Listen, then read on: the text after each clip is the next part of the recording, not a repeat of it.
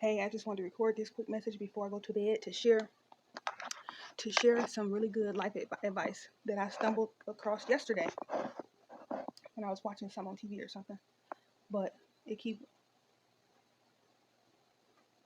I keep hearing it in my head, so I thought maybe this is a message that other people need to hear too. And basically, first of all, this message is for parents, caregivers, healthcare workers, moms, dads, um, caretakers of any type, healers, um, empathic people, highly sensitive, compassionate people. This message is for you. And here it is. Stop setting yourself on fire. Stop setting yourself on fire to keep other people warm. Stop doing that.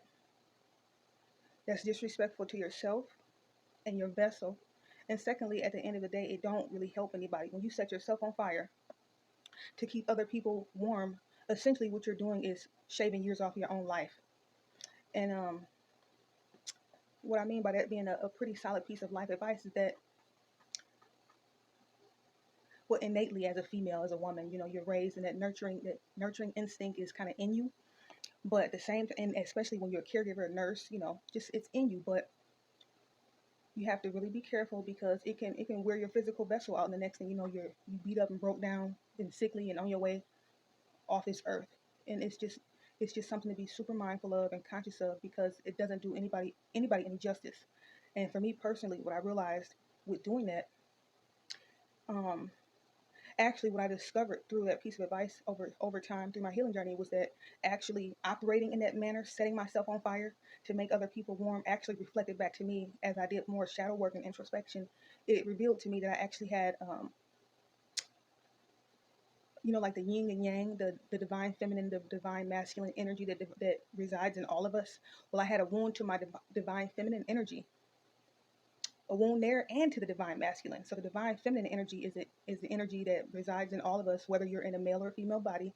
It resides in all of us, and it's an energy that is more receptive, it's more passive, and it's more intuitive. It's the energy that waits for divine guidance, and then it takes action on something, and then it steps into that masculine energy. And so, but what I realized is that, and it's unconscious, it's unintentional, but a distortion with the divine feminine energy was modeled to me.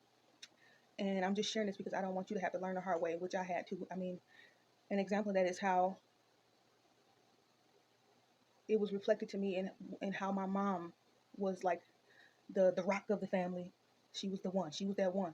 She was that go-to person. But at the same time, she didn't really have anybody who was as committed to pouring back into her as how she was for being that solid foundation, that rock for other people. And at the end of the day, her physical vessel took the hit, and it robbed her of her life. It shortened her life. And so I just wanted to share that because you don't want to have to go through that or even experience that on a personal level and be frustrated. Nope, you're not nobody God. I'm not nobody's God. And you have to be respectful to your vessel. We already here for a short amount of time, even for people who are super, super healthy, super, super on top of it, and really understand and embody and role model that whole idea of self-love and self-care and healthy boundaries. Your life is short even when you do all that. So when you don't do that, you shaving it down.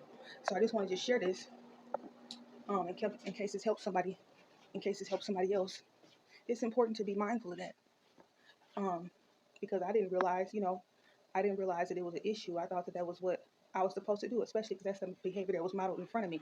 But really, it showed it was a wound in my divine feminine energy. So I was unnecessarily overly nurturing and almost stepping into the shoes of my mom, especially since she passed away. But I had to, ding, ding, ding. I started to get little warnings, extremely tired, health issues, not nothing super major, but something that could have spiraled down and became a real severe issue if I wouldn't have caught it in time. Like self-care and self-love is important. Spending time with yourself, learning to enjoy your own company, figuring out a way to master your mind so you can have a self-mastery and more emotional intelligence so that every time something external to you gets a little chaotic, it's not triggering you to go into a mental spiral.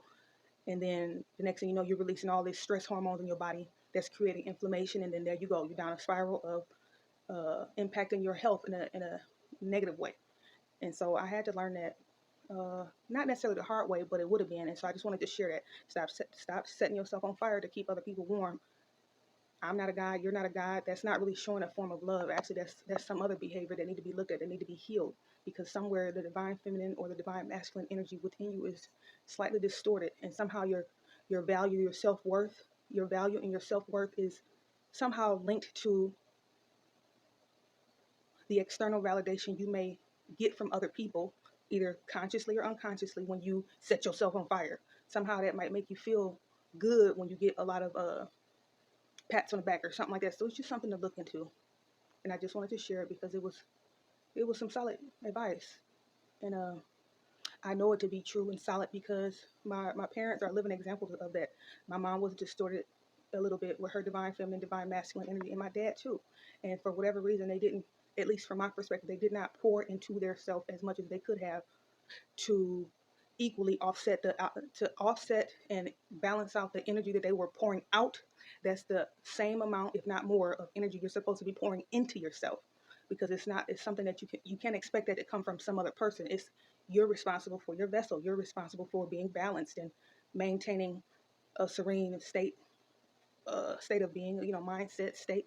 That's all our own personal responsibility. So, and nobody, you can't expect anyone to do that for you. It's something that you have to do for yourself, whether it's yoga, meditation, whether it's karaoke, or whatever you have to do to connect with your inner child and laugh and get out of that survival mode, that fight or flight mode, stress hormone inducing mindset. You have to figure out a way to counter it so that you can bring your body back to balance and hopefully live a healthier, a little bit longer life. So I just wanted to share. Don't feel guilty. You have permission. It's not about sacrificial love. No, it's not about that. It's about being loving, but having enough self-love to know when you need to pull your energy back. Pull your energy back and love on yourself so that you can be sure you hear. If you really want to help, be sure you do what's necessary so you can be on the earth to be able to help. And part of that is pouring back into yourself. And don't let nobody convince you or make you feel that like you're being narcissistic or selfish. You just doing what you have to do to honor the vessel, this fragile vessel. You're just honoring that, and you're trying to do maintenance on it like you do a car. So look at it that way. So I just wanted to share. Hopefully this is helpful. Good night. Love you.